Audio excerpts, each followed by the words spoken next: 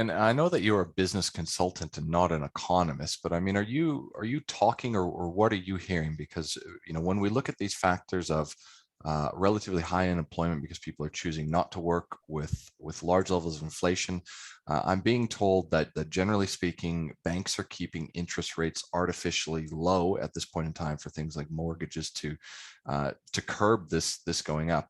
Uh, have you spoken to anyone? Are you hearing anything about what we're looking at, say, in the next 24 to 36 months, up to 5 years, in terms of what this is going to mean moving forward? Well, in the United States, we have a tripart government. We have the executive branch, which is the White House, the president. Then we have the Congress, which is the Senate and the House. And then we have the Supreme Court. But we also have a fourth branch of government called the Federal Reserve, which was created primarily to stabilize our currency, so we can avoid recessions and inflations. And So we have the same thing here, effectively. you got the same thing there. Okay, well they have a tremendous amount of influence over the stability of our economy. And in 2008, when we had this recession, the Federal Reserve started printing money. They bailed out all these banks and financial companies. They poured billions of dollars, trillions of dollars into the economy. And that has not stopped. It's still doing it. And they keep interest rates low to make money available for people. And what's happening is they try to keep an inflation rate around 2%, but it's gotten away from them. Now they say it's temporary, that it's going to come down, but most learned economists feel that we're back in the same place we were in the 1970s, where we had stagflation, where we had runaway inflation that got up to about 15-20%. Interest rates were driven up to 25%, and we had and the economy had basically slowed down and almost stopped. So you had businesses were slowed down, inflation got away, and Ronald Reagan was elected, and all they could do to stop all that was to raise interest rates, and that's what happened back in the 70s. And I think we're headed in the same thing. We have the economy has slowed down. We predict that this third quarter will probably be about a 2% growth, where at one point in time they thought it was going to be 7%, the GDP, gross domestic product. So it's going to be slowed down, and then you have inflation that seems to be no stopping to it because of the trillions of dollars that just out there pushing and pushing and pushing, and with too few goods and services available. So you got inflation and you got slow economy, and we're going to wind up, I think, with another stagflation.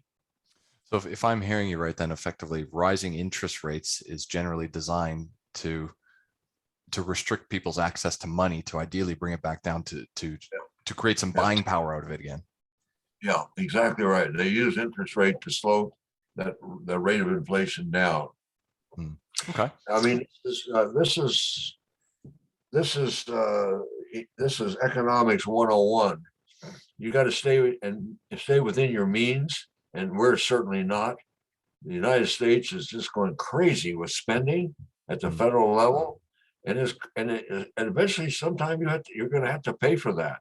It's going to come back, and interest rates. I mean, right now they don't have a big problem being the international monetary reserve of the economy, but all of a sudden, if interest rates go up, the cost of all that's going to really dampen the quality of the United States and respect that they have for our currency. The United States, for many, many years, had a stable economy, but when we got all this spending that's going on, we're destroying that credibility. Yeah, there are people I know. So I think, as I told you, I didn't move to Australia until 2004, but there are people that I know my age now who were kids at the time in the early 1990s, and the Australian economy went through huge amounts of inflation. I think home mortgage rates started getting at around 18 to 19%. So people that had put 15 years of equity into their home, all of a sudden were losing their homes because they could no longer manage, structured mortgage repayments that they had been doing up until that time. To lose your home effectively halfway through a 30-year mortgage is I don't know, it's terrible. Well, you get politicians that they have no sense of economics. They have no sense of common sense. And they want to do all these things for the people. And that's not what government was created to do. Basically, our governments were created to provide for the national defense and let freedom do let freedom decide on how the economy would move. I mean, if you have the freedom, as we used to, and I think in Australia, to go out and start your own business and take a risk, you could do that. You could win, but you can also lose. And the government's not there to bail you out. The government should help with a safety net for those, especially disabled or elderly, or those who fall out of the economic workforce and have problems. But that safety net should only be to get those people back into the productive force. Yes. The government does not exist to provide all the welfare that a bunch of liberals here in the United States want to do. I mean, Joe Biden, our president, is going crazy. I mean, he is promoting a socialist kind of economy that's going to really hurt this country.